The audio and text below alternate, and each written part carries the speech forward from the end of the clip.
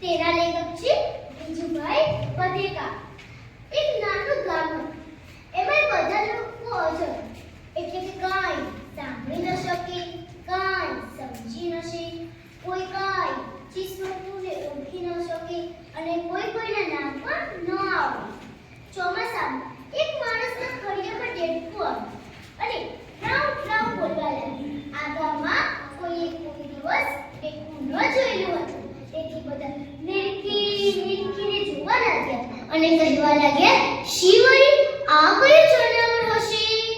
બધા વિચારમાં પડી ગયા અને અમુક લોકો ગાવા લાગ્યા, આ જનાવર કેવું જી, ખબર હોય એ કેજો જી, ડ્રાઉ ડ્રાઉ એ બોલે જી, આ જનાવર કેવું જી, ખબર હોય એ કેજો જી.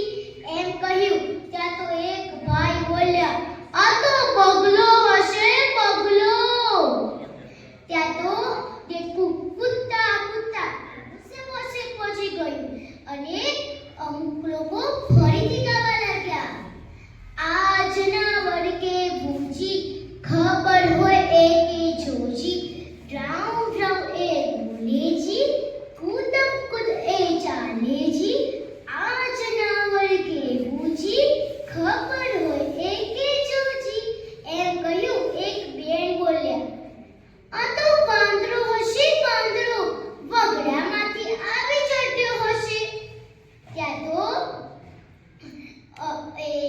ત્યાં તો દેડકું ખાબોચિયામાં તરવા લાગ્યું અને અમુક લોકો આંખો ફાડીને જોવા લાગ્યા અને ફરીથી ગાવા લાગ્યા, આ જનાવર કેવું જી, ખબર હોય એ કેજો જી, ડ્રાઉ ડ્રાઉ એ બોલે જી, કૂદમ કૂદ એ ચાલે જી, પાણીમાં એ તરતું જી, આ જનાવર કેવું જી, ખબર હોય એ કેજો જી.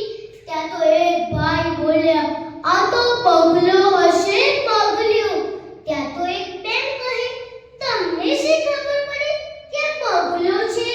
અરે બોલાવો ને આપણા જેઠા દાદાને, જે હશે કહી દેશે. ત્યાં તો સૌ મુખી જેઠા દાદાને બોલાવવા ગયા અને જેઠા દાદા રાડો નાખતા નાખતા,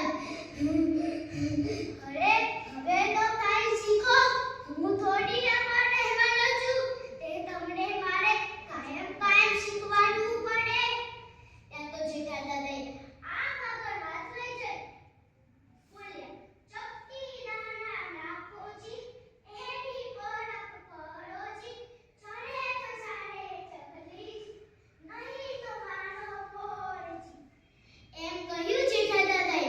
હવે તો દેડકાને રહેવાયું નહીં અને દેડકા ભાઈ બધાને જોઈને બોલ્યા, હાકે ન રાખો જેઠાજી, તમે પડ્યા છો ખોટાજી, હાકે ન રાખો જેઠાજી, તમે પડ્યા છો ખોટાજી, ડ્રાઉ ડ્રાઉ બોલું જી, કૂદમ કૂદ હું ચાલું જી, પાણીમાં હું તરતું જી, અમે વજીલા દેડકાજી, અમે વજીલા દેડકાજી. તો જોઈને મિત્રો, આ વાર્તામાંથી આપણને શું બોધ મળે છે? નાની નાની વાતમાં આ પ્રકારની સમસ્યા ન થાય તે માટે આપણે શિક્ષણ મેળવવું જરૂરી છે.